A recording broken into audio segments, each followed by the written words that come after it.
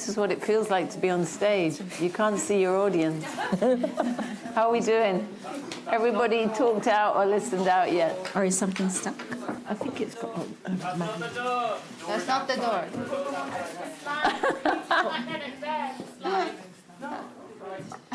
Sarah, It's not the door. Oh, it's not the door. It's not the door. No, it's just like a I see. that was a great start. decoration. It's part of the decoration. We would have destroyed something. Good morning again. My name's Juliet. I work for an organisation called Realliance, which is a relatively small, in that there's a small staff team, big ambition, UK-based network that supports regenerative response in situations of disaster, conflict and displacement. So we work globally. We have a global network of members, grassroots members, who work in situations where people are displaced through conflict, through climate change, or because of the stealing of their land. It's the second day of the conference, and we've already heard a lot about how our connection with food and how food is more than calories. WFP for a long time counted food as calories and the provision of food of calories. And 3 or 4 years ago, they woke up to the fact that food is also nutrition. So WFP now thinks about people's need for food and nutrition. They haven't quite woken up to all the other important political, social, economic, cultural, and mental health needs around food and community, and how our connection with food is about our connection with the land, and how the food that nourishes us needs us to nourish the land in return. We've talked a lot about that in the conference already, and I know people are already very connected with these ideas of the broader implication of food and the broader implications of the relationship between food and land. And that's the space that Realliance occupies. And we have members in many parts of the world. We work a lot in East Africa, but also in the Philippines, in Southeast Asia, in the Middle East. And some of our partners from those countries are here today. So I want to begin with our partners to explore the question of what happens when people's land, people's deep connection with their land, is destroyed by conflict, destroyed by climate, destroyed by disaster, by occupation, taken away from them, and when they're no longer able to farm it. When they are displaced to another region where the soil is unfamiliar, where the land is unfamiliar, and when they have no right to grow on that land. What are the impacts of that on the people who are displaced themselves or who are affected by it? How do they respond? And how do our partners, which are mainly local grassroots community organisations, how do they best support them? So we're going to start with a bit of a discussion of those issues, and then we're going to come on to what the international community might do about that. So we're going to start with a small video which shows some of our partners and some of the contexts in which we work. And then let me introduce the panel. We have at the end, who's probably already well known to some of you, Sarah Kuplatin, formerly from Green Relief and from the Philippines, who's going to talk particularly about the impacts of climate on land and the impacts of climate on displacement. And then we have Rosa from Melibis, who works primarily in the Amazon, and who's talking about people's relationship with food in the Amazon and the disappearance or the illegal stealing or logging of that. We were to have Lina Isma'il from Palestine, and those of you who were here yesterday from the Palestinian session will know that she couldn't join us in the end. And we have the lovely Muna with us, who is going to speak in her stead about occupation of land in Palestine. So we're going to hear from the three of them first on some of these issues. And then we also have with us Anuka from Via Campesina. And the question I'm going to ask Anuka is, what should we all be doing together? How can we combine together as an alliance to do this? And what is Via Campesina doing in this space? We're going to make plenty of time for questions because we'd like to dialogue with people online and with people in the room. But let's start, if we can, by looking at some of our partners in the context in which they're working.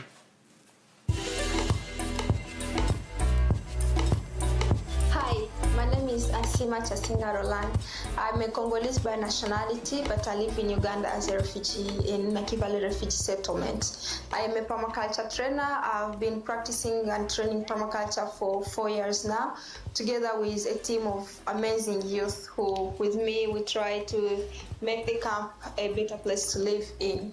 As refugees, when we reach in the camp, we are entitled to land 20 by 30 meters for each family, and this land is for us to grow food and build a shelter where we are going to live, because we get given a plastic tarp and some timbers for us to build a little shelter, and then after a few months we can start building with mud bricks. So the importance of this land is for us to grow food and to have a home.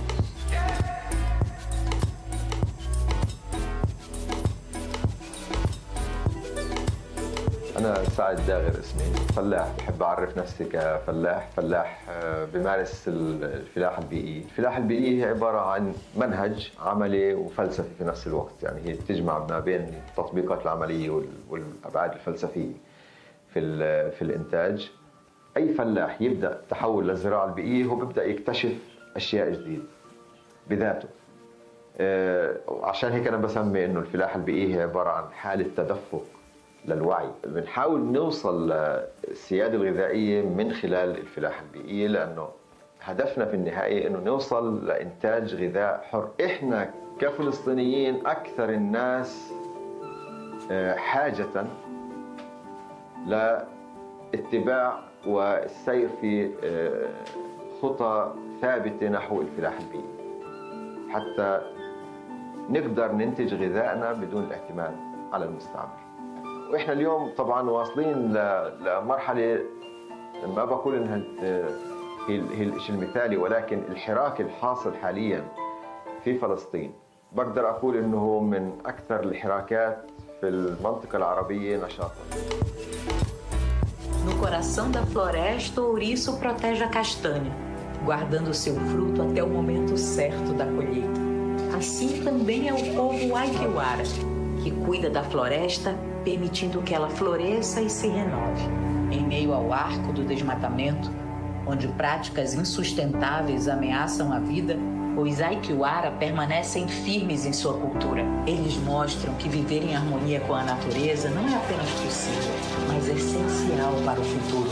Aqui nessa oficina, que foi realmente organizada pelo povo Suruí, e tá aqui só observando praticamente, porque eles que fizeram, organizaram o local, organizaram tudo. É muito especial, é muito lindo, né?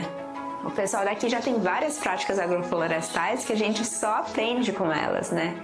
Então a gente tá aqui para aprender. Sometimes we are given a land very far from people when we are new refugees, and we are given a land in a very, very new village with no markets, with no schools, with no churches. Another challenge is some conflicts between us refugees and the host communities. When we are given land, sometimes it's the land of the host community, because they have been living here before we reached, and we try our best to live together in harmony. After all, we face the same challenges living here, and as permaculture trainers, we try to deliver our trainings, our sessions to all the both parties, because we all need the same solutions, because we have the same challenges, even if they have been living here before and we are new. But this helps us to learn from them, and they also learn from us.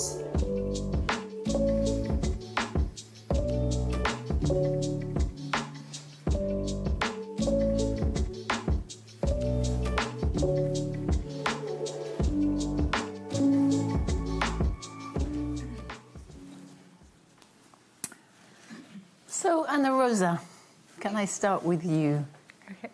What are the implications for the Amazon where you work? What do you see the important issues are? And maybe tell us something about how Melly Bees as a small organization is responding. So Melly Bees is a network. So we are an impact network because we see the importance of strengthening each other and kind of trying to build bridges, and we see the very big power of doing that. And in the Amazon, we bring the context of connection with the land. It is very, being here in a panel with people who lost, like talking about the loss of the land and so on, and being moved around.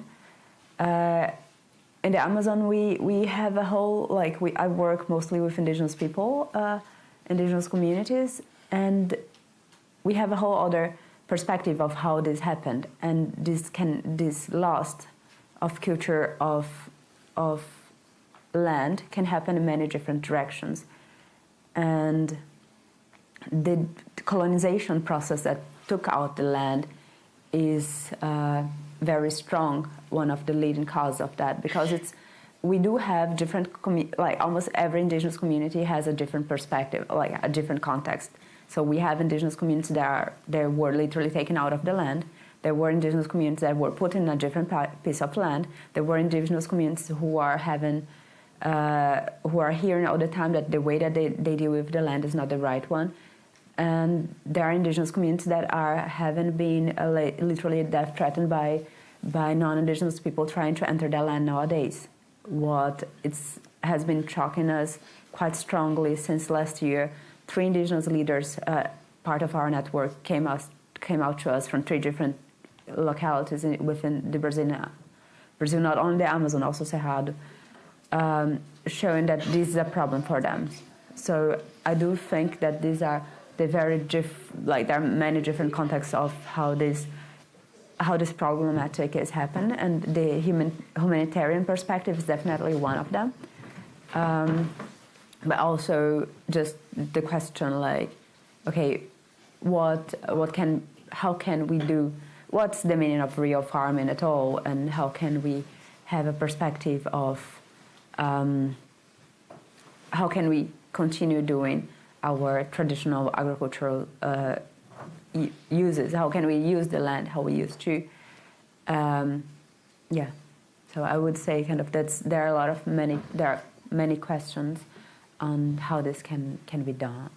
And can you tell us something about what Melly B's work is and how Melly B's best feels they can support this process? What do people need? So, as I say, we are a network. And within this network, there are many things we can do with it, right? So, okay, what does the network do? We basically empower the bridges, these community leaders. So we work with many different indigenous peoples. We work with, we have 3 different lines. Within this network style, we empower indigenous leaders with a fellowship program, for instance. We empower the community leaders to continue leading their activities who happen to be regenerative. So we want to maximize these activities. We have a fellowship that with courses on agroforestry, with meliponiculture that gives the name, the Meliponinis stingless bees that gives the name to the organization. But we also have spaces for them to share stories, to build trust within each other, and to try to learn how to deal with the projects in their territory from the ideation to the whole project management perspective. And this brings me to the second line of our work, that is simply to re-grant, to support projects that are led by the indigenous communities from the start to the end. So this is the second. And the third one is to bring global awareness. That's pretty much what I'm doing right now, and try to think what are these indigenous values, what does that mean, or to have a global conversation about how can we as a global network, we all want to lead regenerative practices, I guess, and how can we get together on that. So these were the 3 lines of work we lead. Thanks. Sarah, can we come to you? And can you tell us a little bit about the context in the Philippines? And I know Green Relief is not operating in quite the same way, but it did operate. We have a lot to learn from them. Can you talk a little bit about what you feel the key issues are and how local community responders such as yourself were working to support them? Yeah, so thanks, Juliet, and Re Alliance also for being a very important support to our work. Philippines is the highest in ranking in global disaster risk. So we have we have everything like volcanoes, earthquakes, floods, landslides. We also have forest fires. But it's not saying that it's not actually at a good ranking, but it's for us maybe there are learnings that being from the edge, what we're learning from that field is that in our work with indigenous communities, farmers, and internally displaced communities, there's a lot that, there's resilience, definitely. What I'm learning is that our role is to help enable that resilience to be remembered and to be restored and to be given value. So it's really also coming in that people have the capacity, people have the traditional indigenous knowledge, but because the system has taken that away from them, that they've been using the methods of farming or growing food unsustainably, adding to their vulnerability.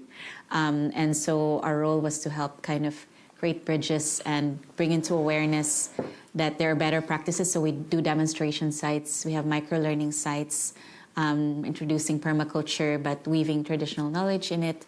And we work with early adapters to be the leaders to help train the community afterwards.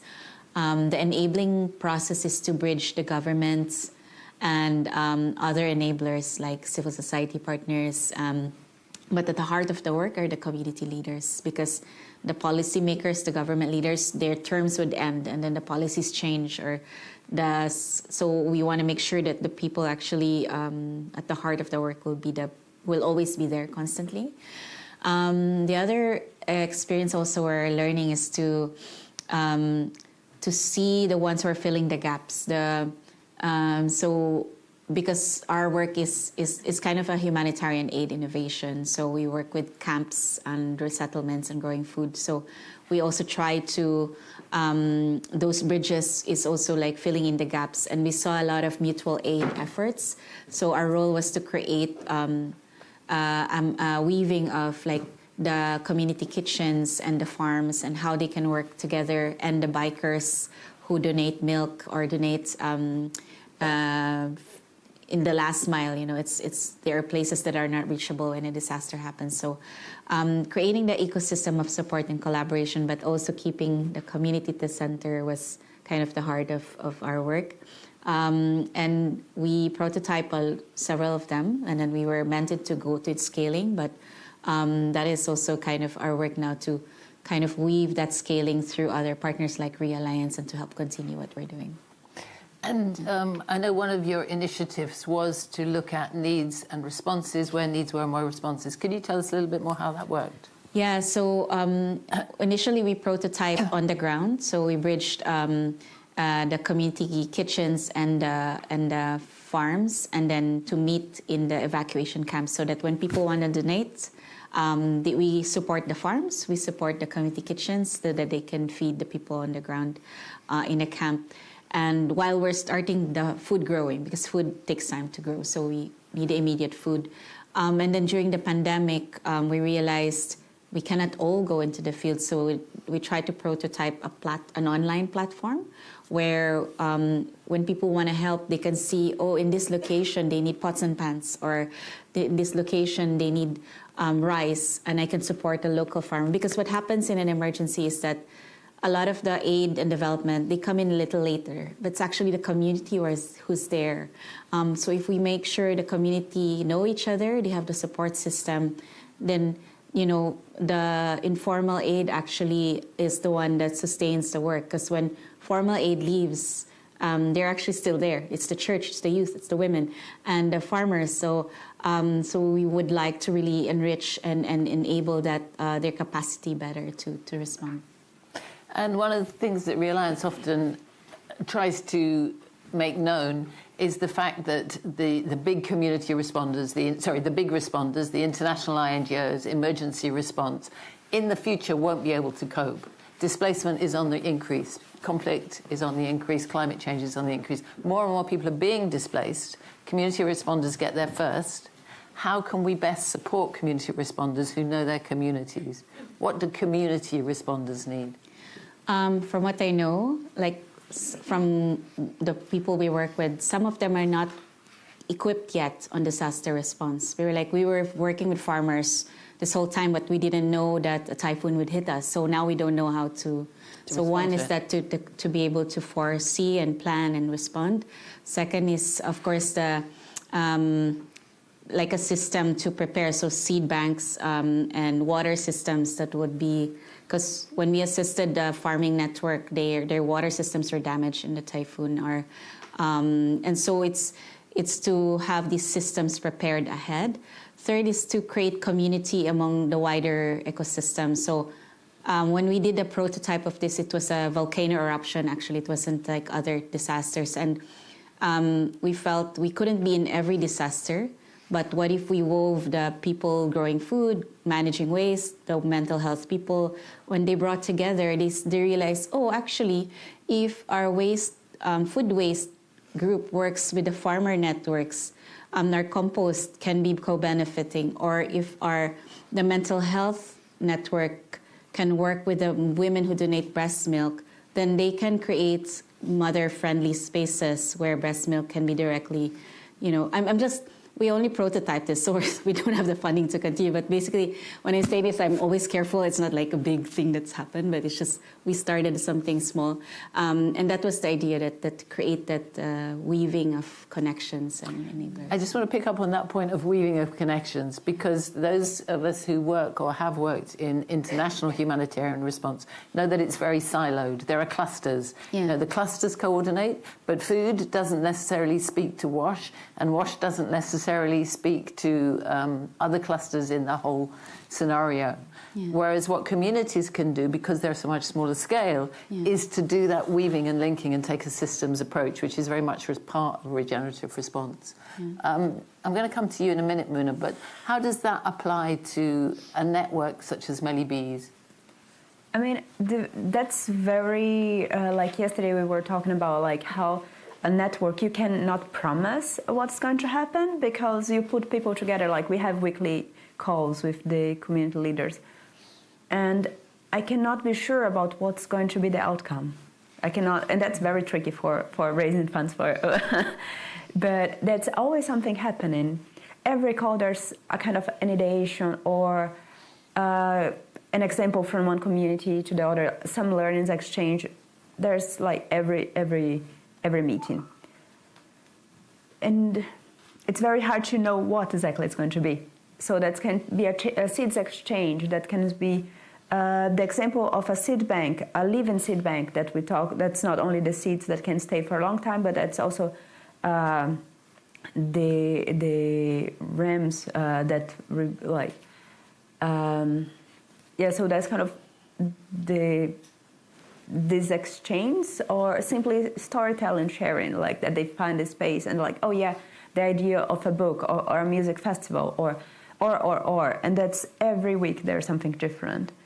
So these also brings a whole very systemic approach that I cannot preview, I cannot as an external go there and say what's the whole solution. Of course, can be interesting to try to bring the examples and see, okay, we had also a similar problem like you had. We also had to face to go every week to the hospital due to diarrhea. Okay, that's something that happened, and that's how we face, and that kind of comes quite a lot when simply one community present themselves to the other that face similar struggles. Thanks. Muna, I want to hear from you a little bit more about Palestine. We've seen some lovely shots from Said's video, and from your talk yesterday, we know that the Palestinian response has been one of resistance, of continuing. And what really struck me about your session yesterday morning was the persistence of farmers going back and back and back when, being shot, when threatened with death, when land being destroyed in front of them. that solidarity of resistance and connection with the land. Can you tell us a little bit more about that context and what you feel local community organizations are best doing?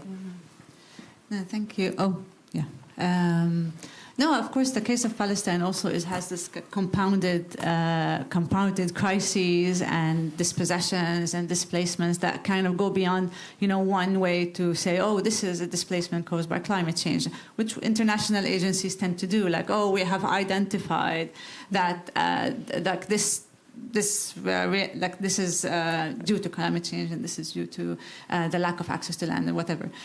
So I think for many generations, Palestinians have become more resilient with working with less and working under conditions that require them to kind of how do you say, to work with less and also to work with conviction and perseverance. That also helped regenerate indigenous knowledge in many ways, whether it's through farming, whether it is kind of also kind of what Saad mentioned, being a fallah. It said farmer here, but fallah is more of a peasant. Peasant also means connections to the land that go beyond growing food for the sake of growing food. It's also about preserving a relation with land that is based on respect and based on and being a steward of the land and holding that responsibility, right? That care responsibility that is going from generation to the next. There are conditions that are making this responsibility seem impossible to do, and that creates harm that internalizes in our own selves, but also in the way we tend to the land in different ways, try to tend to the land. So I think this is really important to kind of grasp that this is a displacement on top of dispossession, on top of ongoing, struggles that all communities face, whether they are in direct conflict or they are displaced because of war or because of climate change or because of natural disasters. So you've got all of these layers on top of each other that push farmers to work the way they do. And I think just also being, respecting the fact that even with the dwindling access to land and to resources, knowing the land gives us that kind of drive to continue to learn from it and to continue nurturing it in the way people do. And people in Gaza, it's remarkable the work that has been done under these conditions of non-stop bombardment. And we've all seen the images, we've all seen the statistics. The level of devastation is unprecedented in our contemporary times. But then you see those seeds being shared between farmers. You see crops being grown in conditions of complete rubble, complete disasters, and mutual aid coming in. Calling it mutual aid also doesn't give respect to how much is much more than mutual aid, that it's ingrained in Palestinian culture and identity like many indigenous people. So it's not about aid in that way that it has been, reduced the way we understand it. Aid has become a bad word, But mutual solidarity, mutual support, the sense of community can be seen in the way the community kitchens, for example, have spurred again. They were there before because there were many neighborhoods and many governorates across Palestinian areas that used that concept of community kitchen in deprived areas, in areas that faced some sort of disaster of some kind, or just because of conditions of the occupation. So the tkiya, which is the community kitchen idea, came to we see it today so much in Gaza, people coming together in those adverse conditions. But also access to water has also been around. Yes, international aid comes in to carry out the direct humanitarian provision of services, but they leave people with less. They leave them with less stewardship, less roles and responsibilities, because international aid in Palestine has really reduced Palestinians to mere recipients of aid, victims. So all these framings epistemically work on, ideas that, we are all just victims and Palestinians need help, they need your support. So reducing that idea that we have the stewardship that we have and we have that resilience. And second is that they leave us with less because they impose a way of addressing our issues that tend to rely on external actors, external resources. So adding to that harm that I mentioned in the beginning, this intergenerational harm, the dispossession, adding to the harm of not being able to be leading the change that we want to see in those moments of crisis. So you've got that, like, this is where like mutual aid in the Palestinian context becomes so instrumental. People cannot survive without it. And international aid has proven to be really somehow useless amongst those conditions. They themselves say that because they're bound to Israeli restrictions and conditions, even in the access of aid trucks, for example, that have been stalled for months. There are aid wanting to come in, and they are the ones stopping it. So, I mean, just imagine in those even very, very difficult conditions, people are finding that that resilience that is built into the Palestinian self and collective, and kind of regenerating the knowledge that we have to carry out. And of course, it's not really wholesome, and there's a lot of caveats here. Like community kitchens are still. Me and George were talking a bit about that yesterday. Like, where is the food? Where is the essential staples that are coming to the community kitchen? Is it coming that is supporting farmers, or is it coming from elsewhere? And how do we ensure to make sure that there's connection, weaving together all of these resources and people is done in a sustainable way that supports communities coming back stronger and facing those conditions. And hopefully, once we talk maybe a bit more about the next steps and opening it wider, is how can we make sure that these conditions stop existing in the first place, especially conditions that we can control, like war and genocide, climate change we deal with also, but just making sure that we also think collectively about those crises. I wanted to just pick up in one point, because I do think that we all here coming from the global south face with what you just described, that what's aid, and like taking a look at least in the indigenous peoples that I know, we all know how to farm.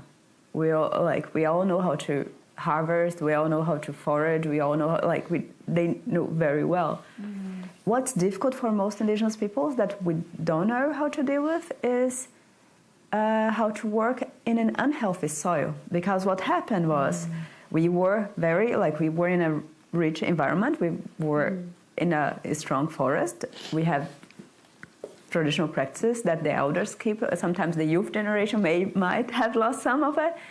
And that's where the help of some agroforestry experts can be useful, is to work with the area that the land grabber stole from them and that they are regaining.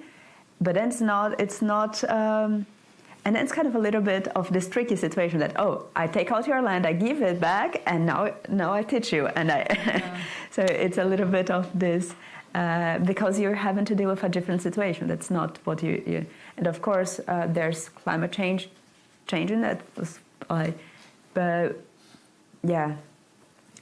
So I would say that's kind of this complexity, and of how much we can learn of with this practice. That actually, I was also talking here in yesterday about this actually learning from the communities that have a bunch of regenerative practices in their daily life.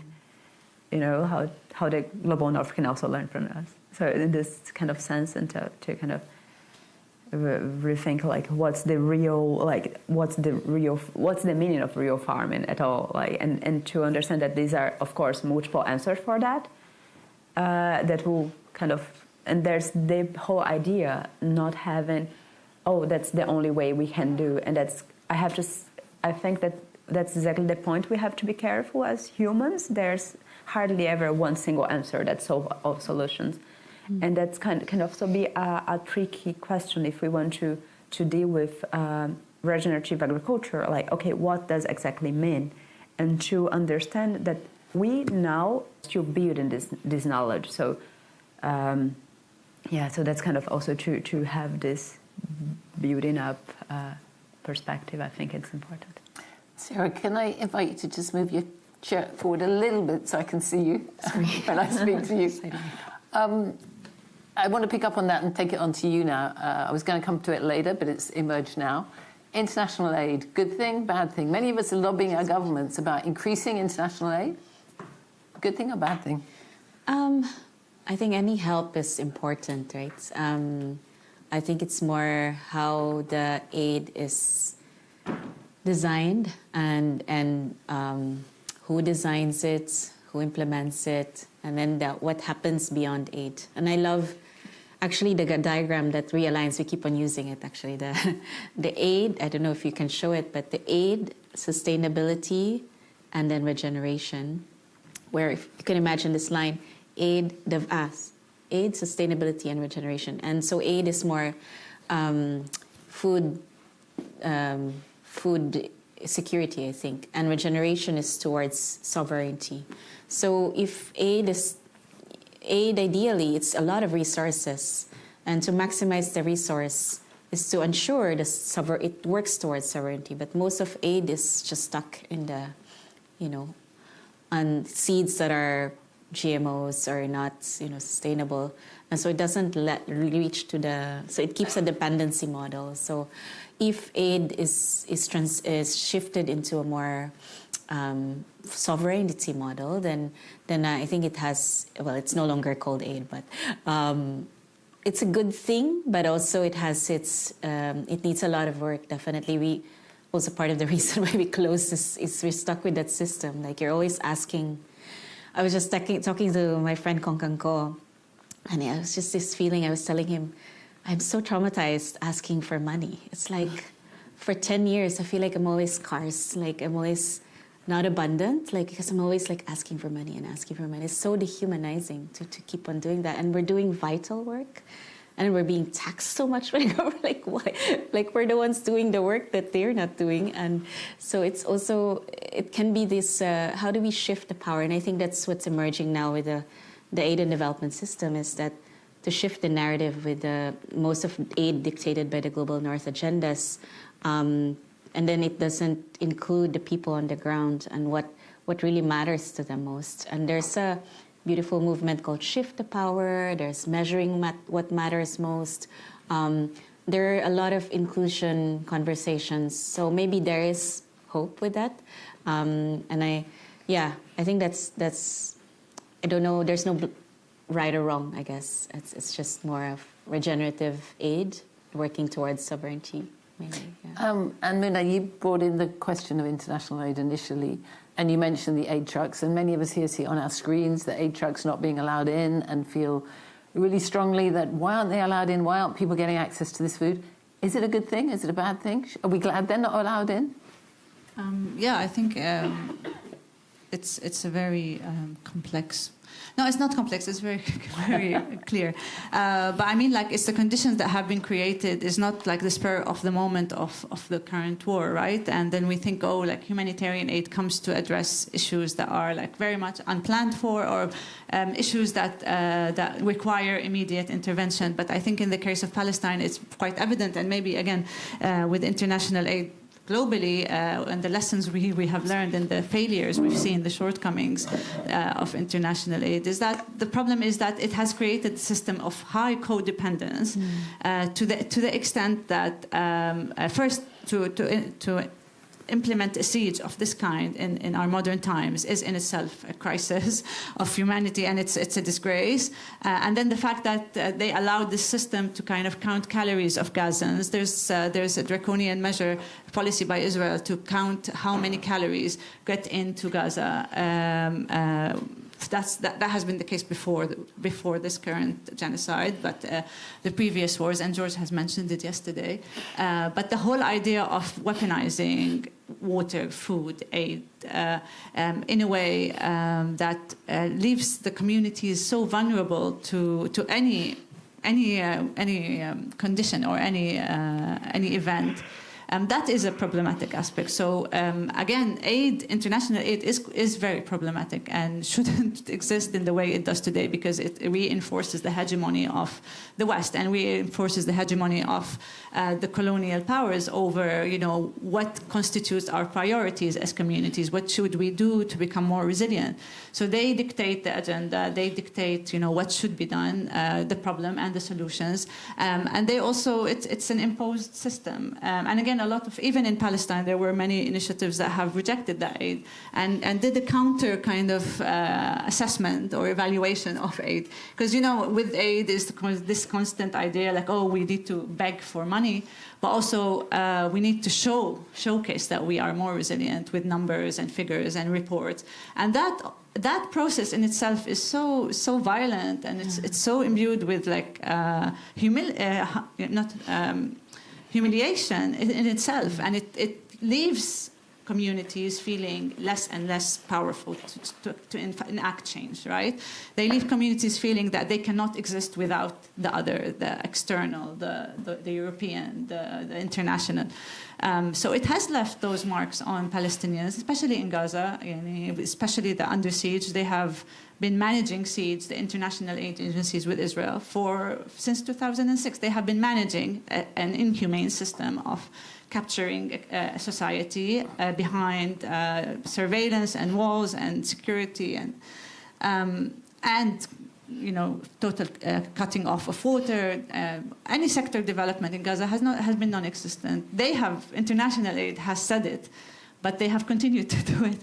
So I think this is where they're also very, very problematic because they don't act politically to stop wrongdoings, right? Because they're always external actors. So these are the conditions where we now need aid. Now you need to get aid trucks into So don't stop it altogether. Yeah. Just rethink it as part of the bigger system. Yeah, the current moment is not the moment to think, don't get the aid. People will need it. People are starving because there is imposed starvation by the Israeli colonial state. So it is a way to kind of reflect on also kind of that very violent and very the horrible role that aid had to play in the Palestinian struggle.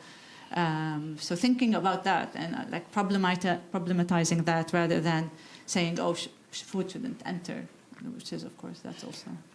Yeah. Anuka, I can see you shaking your head and nodding your head and agreeing. Via Campesina is what people are talking about. Building movements. Realliance is called Realliance. We are an alliance of members. Via Campesina is one of the most successful movements, a huge movement globally.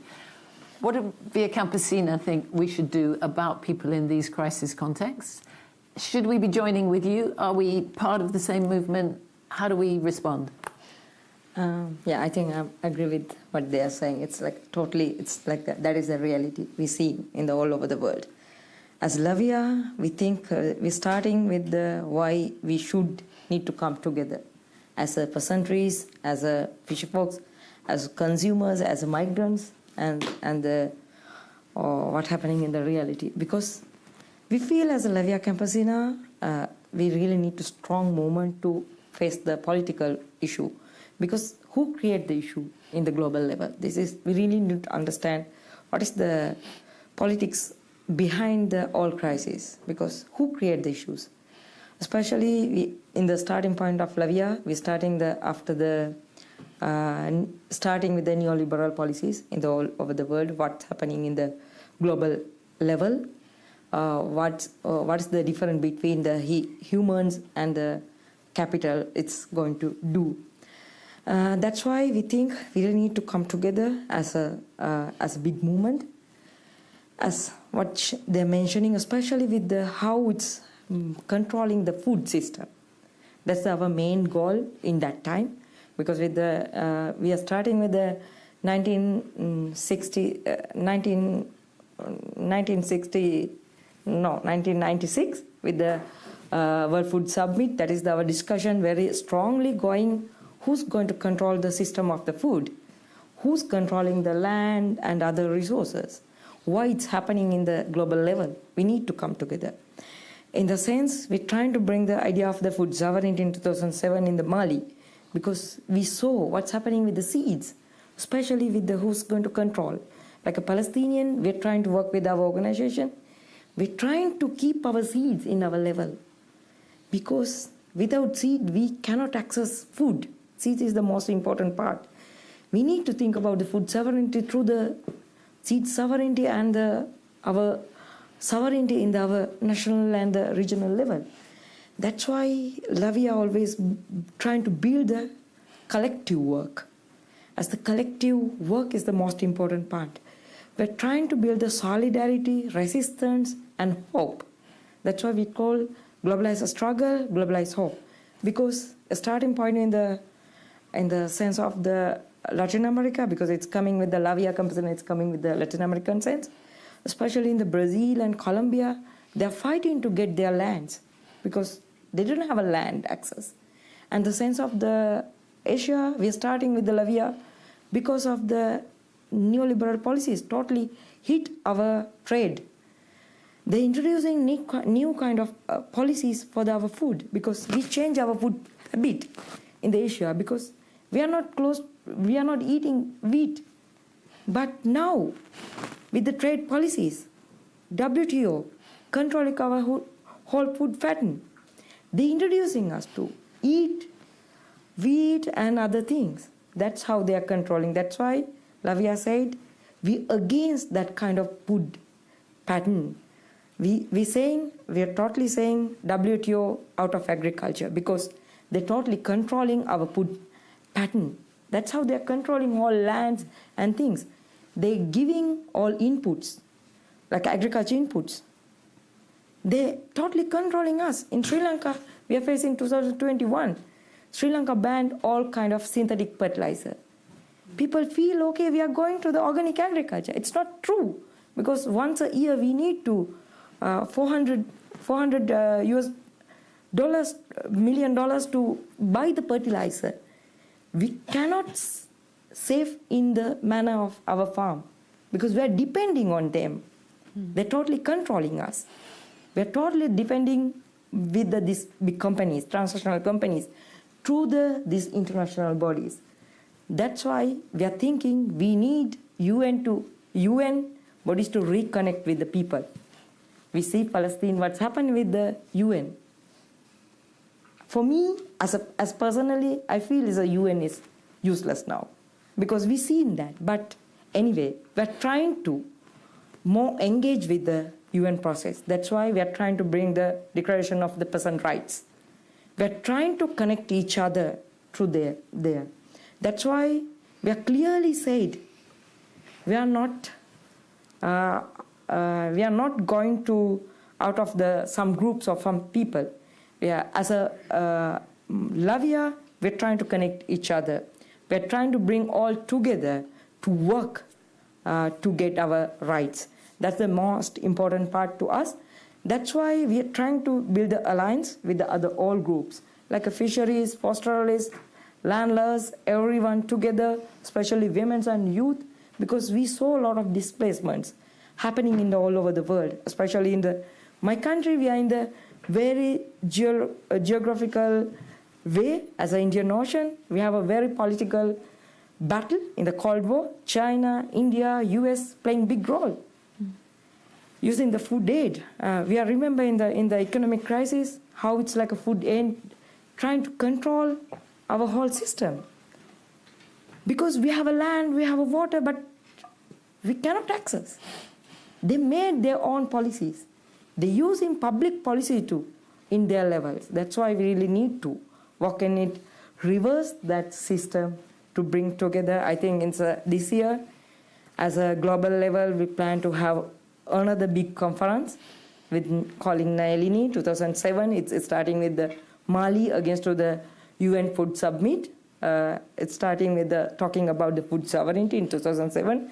That's the food sovereignty idea is built. And 2015 also we are together trying to work.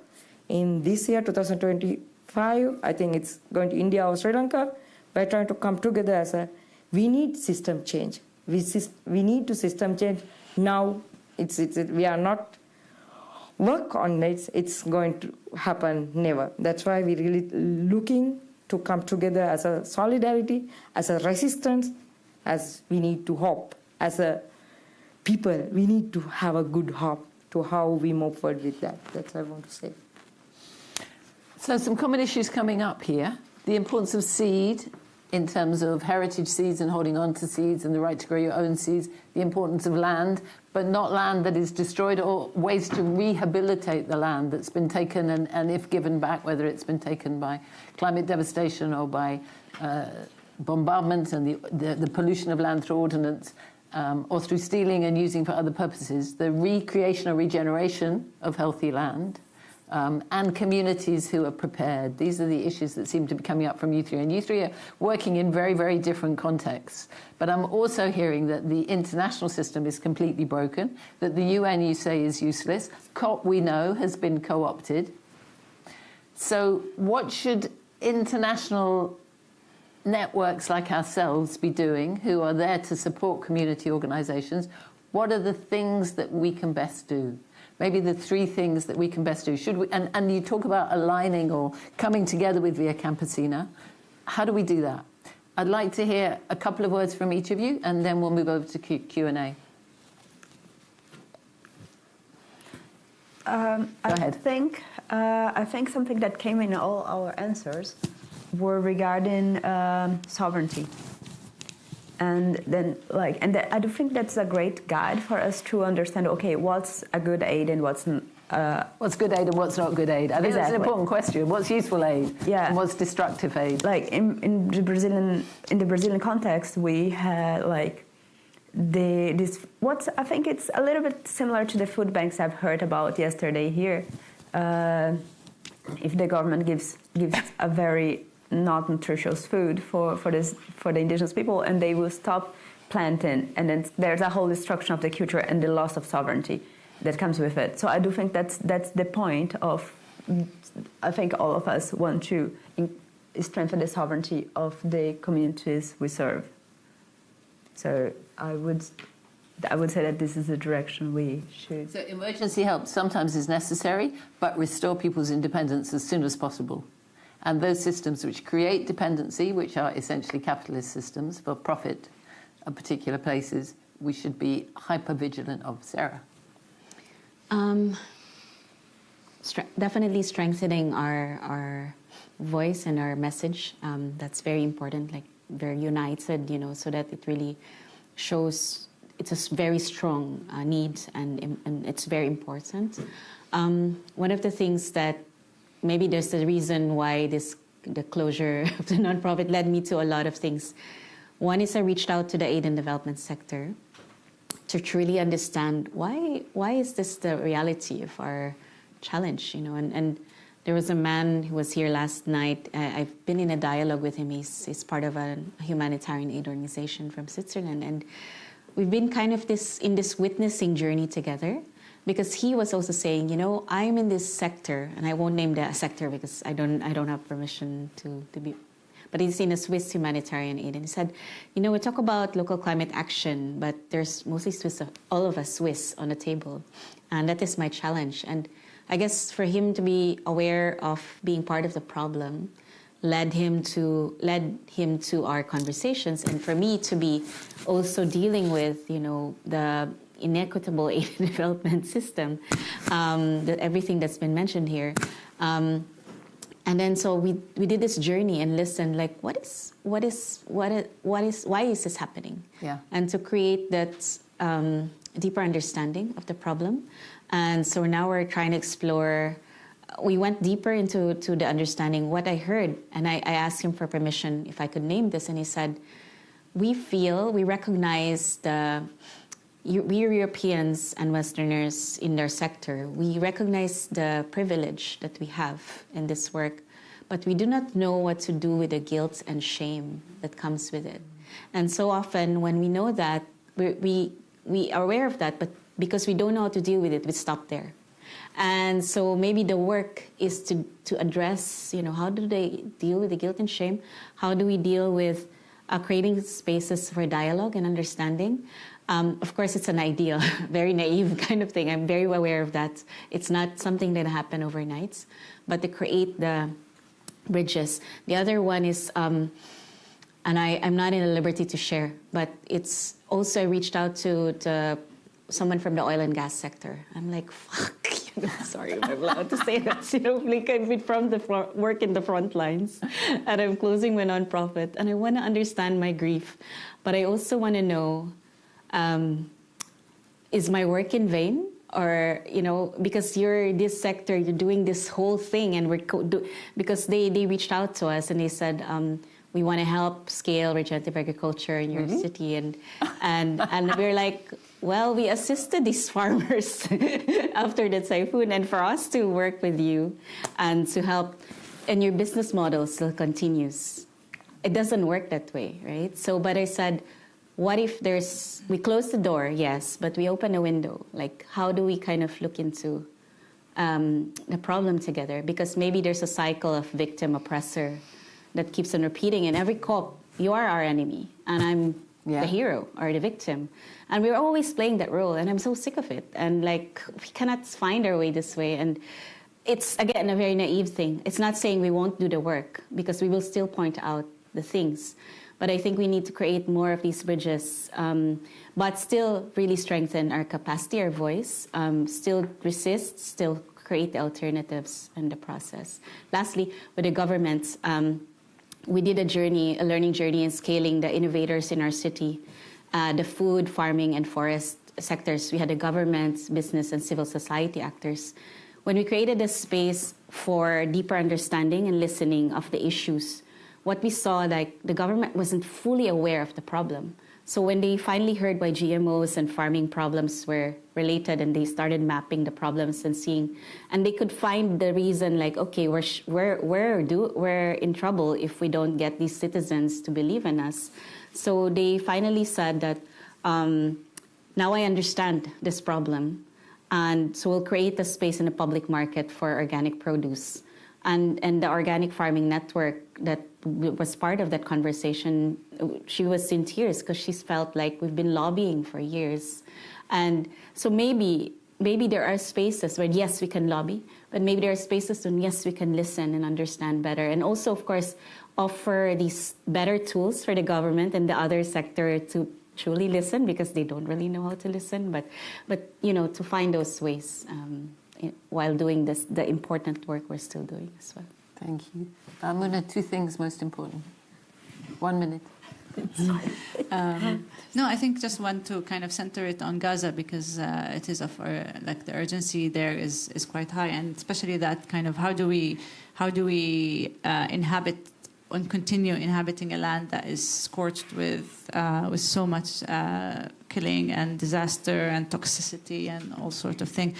And I think one thing is think that, there's nothing that can be done, and it needs that really large-scale intervention that comes from top down always. But I think this is the case that shows that it can and it should come from principled, practitioners, researchers, forming alliances that are meaningful, like with Palestinians, and then also rejecting that idea that it's a solution that needs to be packaged somehow, very nicely from outside, and it comes from the grassroots, and it comes from acknowledging and appreciating the resilience of the people who are there and learning together from them. So I think it's just about, I would say, it's not just what can be done is to ensure that we build those type of alliances, and that we address issues that have, very much spiritual and political drive that should be driven by political and spiritual and values and all of that, but also it has a practical aspect to it, because it's all about kind of regenerating relations with the land, regenerative farming, being on the land in meaningful ways, producing food that is not only calorie intake, but also that is nutritious for the body, for the soul, and for the resilience of people. So I think just making sure that we understand the power we all have, and to not go into assumptions and kind of rhetorics of, this is a doom and gloom scenario. Just learning also from the resilience of people who are surviving these conditions, right? And finding ways, not necessarily to thrive, but to persist and continue to different ways. And sometimes what we all need is that support that being together collectively, like Via Campesina, they do, and just thinking that we can do it. Like there is power there, even amidst all of this destruction and darkness and crisis. So that's my message. So Anuka, how do we build that alliance? How do we join with you? How do we keep connected? Yeah, I think that's the most important part. We really need to aware what we are doing. And especially in the political awareness is the most important part. That's why it's Lavia always believing we need to build a real alliance to work together with the building, understanding the power relationship. Because as a people, we are the voters. We are selecting our governments. Anyway, that's the reality. Anyway, that's we are saying our government is bad, it's right wing, it's something, but we are the people who voting them, and we selecting them to choose, make the decision to us. That's why we really need to make the awareness with that. We need to understand what she's saying. We are in the same race. Like we feel we are victimized, but how we break that line? That's why we really need to come together. We need to break that line. We need to have a kind of understanding the political awareness to our community, our people, to understand the reality. Because in the sense, that's why we need to start the saying our words to world, we are together. We are not playing your dirty games. We are not agree with playing your games with us. We need to have a look at. That's why we believe, like Lavia always believing, we need to come together. That's the only thing we can move forward with. So over to you as representatives of the international community. Can I ask you maybe to chat to each other for 2 minutes, and then we'll take some questions or comments or responses from you and from online. What should the international community be focusing on? How can we best support and help? 2 minutes to chat, and then have we got any online questions? No, none. Oh, okay. So it's all down to you for questions from the room. But I'll give you 2 minutes to chat first.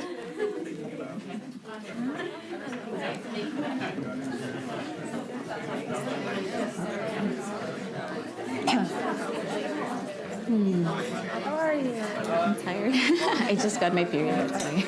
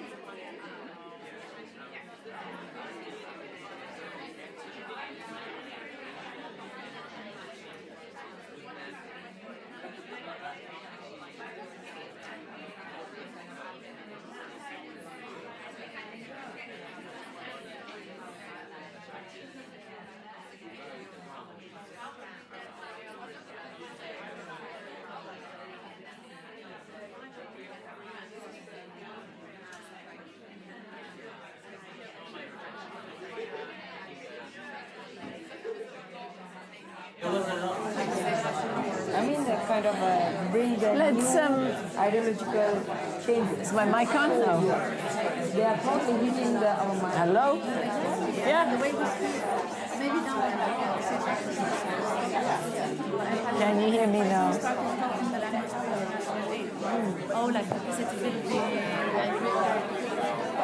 Can I take, someone doesn't seem to be working, I just want to bring people back. Hello? Hello? He may turn them off. Hello? Yeah, that's better. So he switches on. Yeah, I know. Okay. Can you hear me? No. No mic. Can we have the mic back? It's on. Okay. So can we come back together for the last 15 minutes and hear some thoughts from people in the room? Questions, comments, observations? Where do we go from here? Thank you. It's Anna. Hi, I have a question.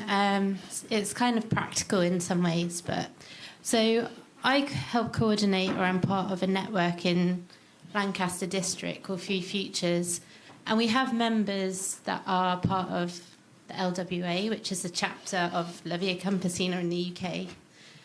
And I think my question is, like, I'm aware there's another Nileni forum coming up in India, but I have no clue about the process of selecting the UK delegation. Like, I haven't even heard about, like, what's going to happen. And I have a question of how is that actually organised, and how do networks like Few Futures help feed into that sort of process, and how does stuff that comes up in India feed back into our network to inform what we do? So, yeah, I'm interested in process. Okay. I'll try to my best. It's kind of after the two Nileni Forum with the 1996, after the Food Summit, we start kind of the international gathering, like an International Planning Committee of Food Sovereignty. It's kind of the very close with the FAO also. It's kind of the coalition all together with the LAVIA, the World Fisheries Organization, World March of Women, and the academics, and all together we have process at the regional level also. We have a group of discussion. It's going, always going with that kind of new frameworks, because now with the new Nileni, we're trying to bring the new elements for the trade framework. In the sense of that, we have a European committee in the Nileni. They're trying to bring the new elements, and I can say in the Asia Pacific level, because we're trying to bring the new people who very closely work with the food issue or AIDS, displacements. We're trying to bring people to work together as a regional level and the international level.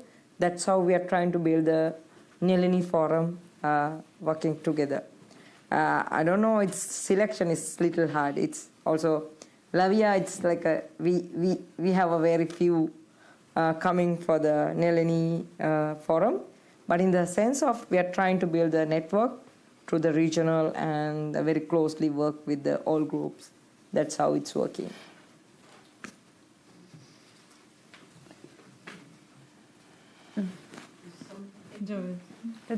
Up there. Oh, sorry.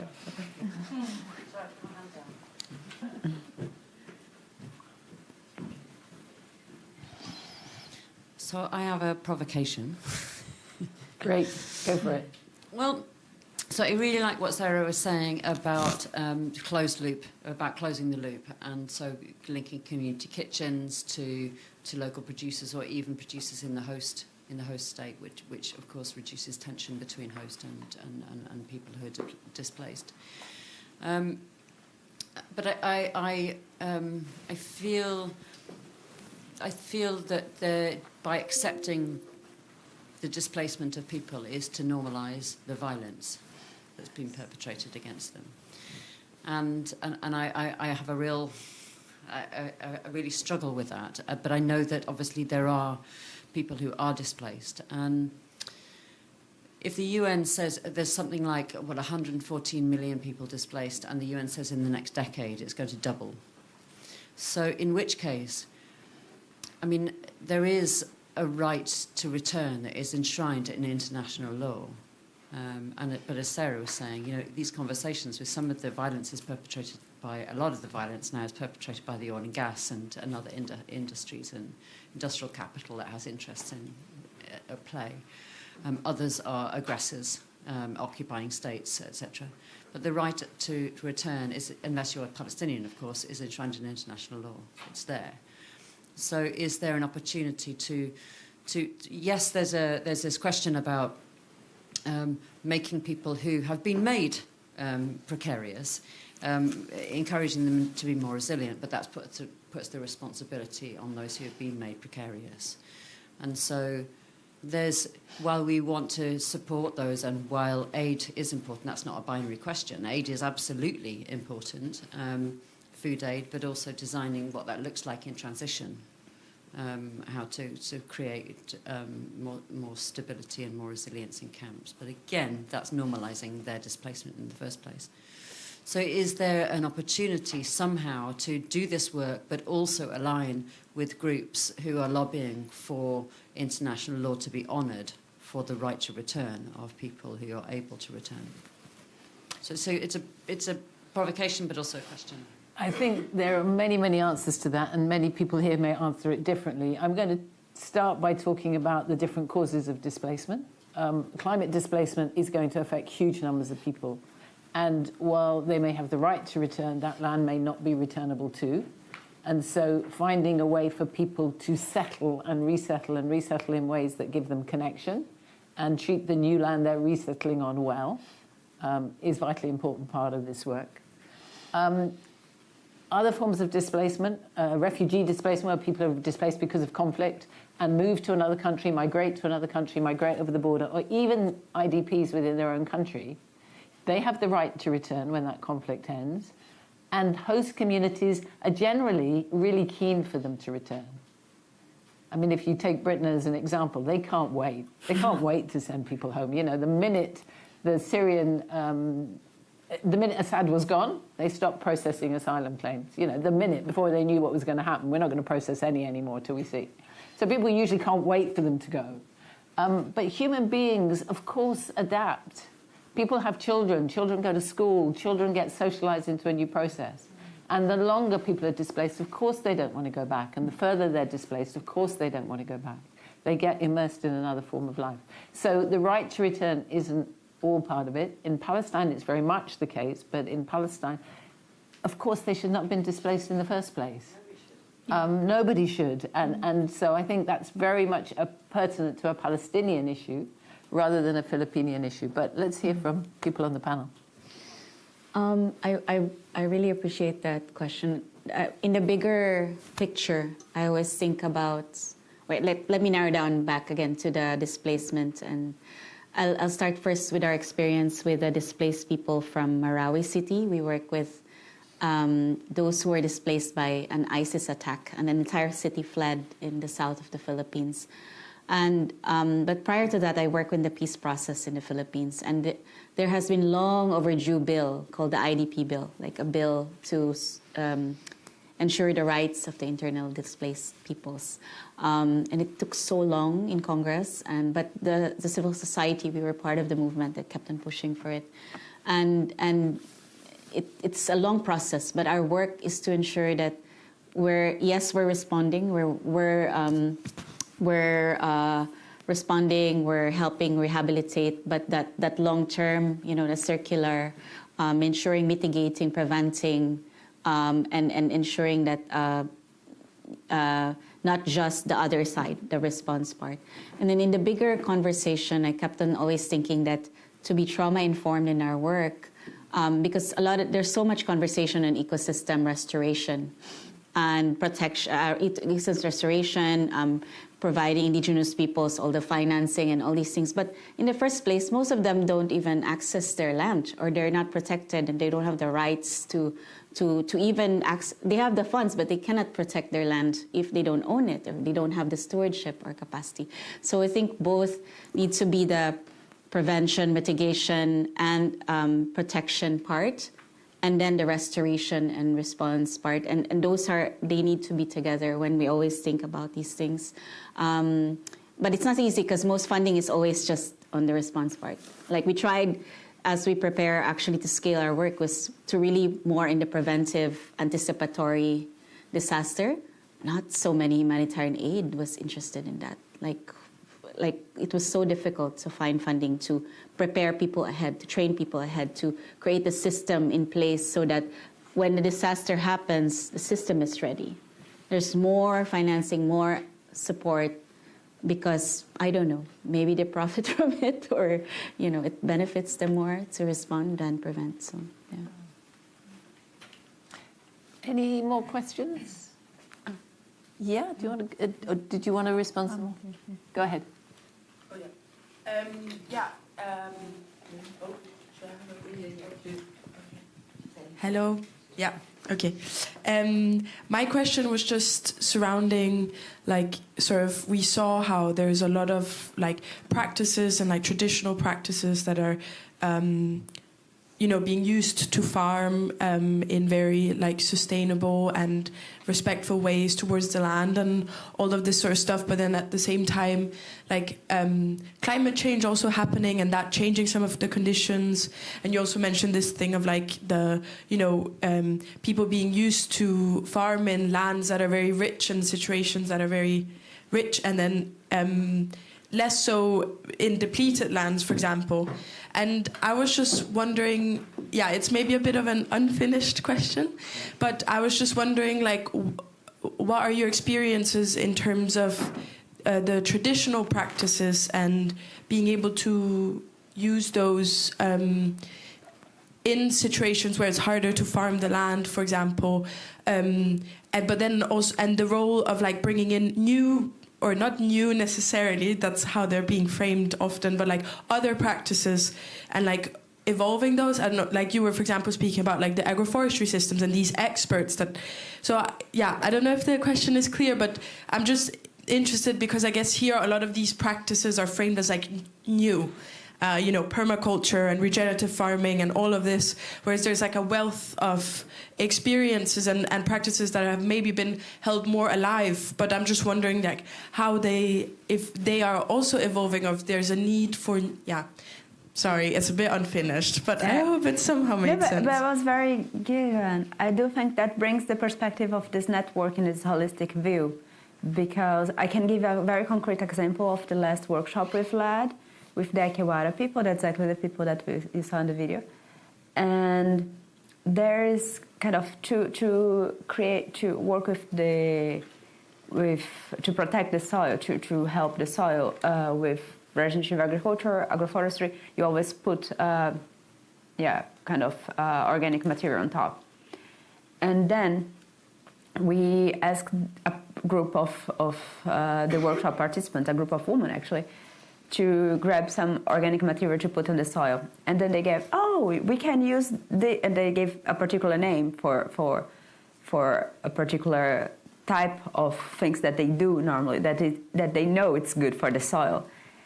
And it's actually the kind of, it's a moment when the kind of the tree falls, and that's a moment when it's a decomposing wood, and that they use, and that's perfect. That's a completely an agroforestry practice that they would have a name, an indigenous name for that.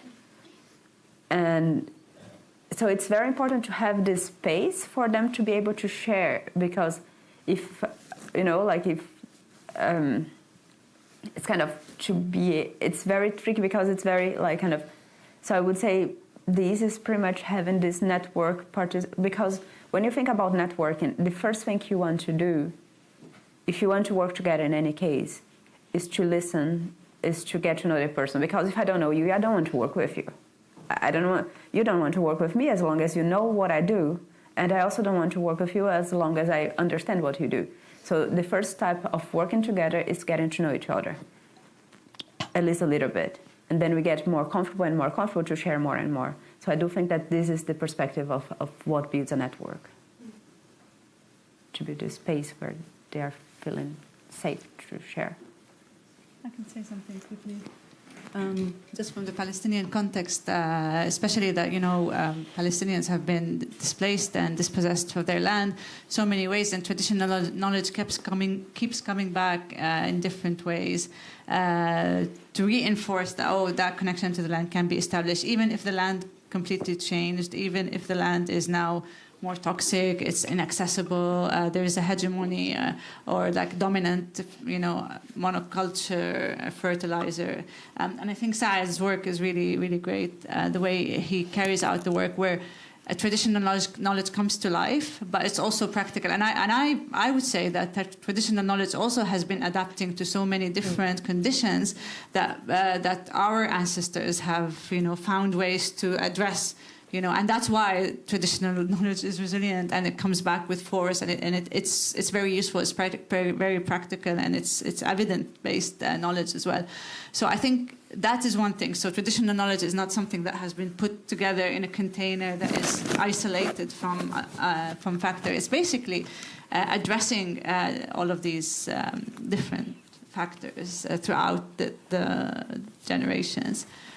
So I think, but definitely what happened, for example, I would say in Palestine, is that there was a real interest in permaculture coming to the surface very much prominently, that me and Lina were taking part of, and then kind of a shift happened afterwards. So that, I think that openness to learning is really, really important, kind of trying to understand from different perspectives, different philosophies, but then again, rerouting it into the current context and into the current restrictions and limitations. So I would say there was a big trend of that permaculture work that was completely transformed more to agroecology work that Lina and Saad and others are leading on, that is in its essence kind of focusing and centering the Palestinian experience, the Palestinian knowledge, Palestinian traditional work. So permaculture can come in, some philosophies, some practices come in, but it doesn't dominate, it doesn't come from outside. And I think that is what is interesting about, dealing with change, dealing with toxicity, dealing with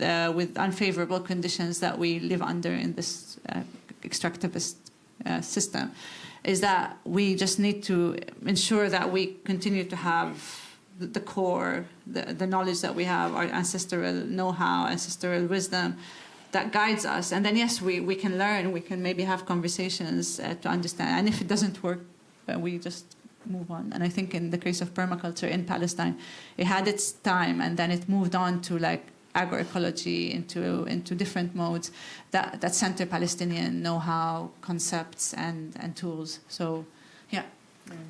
Thanks. If there's no more questions, I can just let me say a last word to respond to that. Oh no, okay. Questions, go on. You don't need to hear from me anymore. Thank you very much for such an interesting learning space. I've not really heard much about international aid before, and it's not something that I'm familiar with. So I was just wondering from you guys, how much of the dependency model that you talked about there is by design in terms of kind of the colonialism 2.0, essentially, because that's kind of what I was a bit picking up. And if we did want to support aid, is regenerative aid a purely academic construct that you guys are kind of talking about here, or is there any kind of practical places where people are putting this out that we can kind of support? Okay, I'd love to respond to that, and there may be other people in the room who want to respond to that. Yes, of course, dependency is built into international aid, and there's things like tide aid, and the combination of DFID, which was the British aid agency, with the Foreign Office into one, FCDO, that we now have in Britain, models what USAID is like, where it is part of the diplomatic service of the UK. So UK interests are foregrounded. However, I've worked in international aid for a long time, and everybody I've worked with has been passionate and concerned to do the right thing, and increasingly getting selective about who they will work with and who they won't. So there is that dependency element in there. But there are also a lot of people who are in there trying to do good things. And there's a lot of international networks like Realliance, like La Via Campesina, who are looking at supporting people on the ground rather than supporting governments. International aid increasingly supports governments. There's lots of reasons for that, to allow the governments to decide what happens with their own people, because the governments have been democratically selected by those people. But we know that governments around the world, like our own government, are corrupt. And our own government is no less corrupt than many, many other governments, so it's not something that happens out there. So supporting governments through international aid, supporting INGOs who are stringent but subject to all sorts of controls, which mean that a lot of money goes missing, or supporting local organisations is some of the choices that you have. I also wanted to say something about culture and permaculture, how culture has always changed and cultures have always bumped into each other. You know, increasingly, always people have travelled and migrated and moved, and cultures have met other cultures and adapted because of that. So that's not a new thing, but we do live in a globalised world now. But what the West and the North loves to do, because of our education system, is to conceptualise. And so what we've done is conceptualise things like, oh, look at these knowledge practices that are done that are really connected to the earth. Let's call it permaculture. And there's a lot of criticisms of permaculture because essentially it is an indigenous practice which has been codified by the West and kind of not sold, that's unfair on permaculture, but used as a brand, whereas actually its roots were elsewhere. Does anyone else want to respond to that question about aid, and then we'll wind up? No, but just to add in permaculture, it's so hard to change 20 million practitioners using this model. So we introduced Principle Zero as one of the design principles to honor indigenous wisdom and traditional ecological knowledge in the land as a design principle, because it's understood. Yeah, some people were more aware that they would include it, but it's not explicit. You know, like this needs to be a design principle. Like we have to start with the indigenous knowing and traditional knowledge, or local wisdom. It doesn't have to be indigenous because maybe it's wiped out, but there may be local wisdom, local knowledge already in place, and that's probably one step to kind of address the limitation of permaculture. Yeah. So I need to thank my panel so much for being with us. It's great to have a lot of our members in one place and have this conversation and have it publicly, and to thank you for witnessing it. And yeah, follow us at Realliance. Our details are up on the screen, I think. We have a lot of materials, and one of our challenges is to not over-conceptualize or over-westernize, but take local knowledge and look at how we can share it, what the commonalities are, so that people can adapt it to their own context. Lovely to have had you, and thank you so much.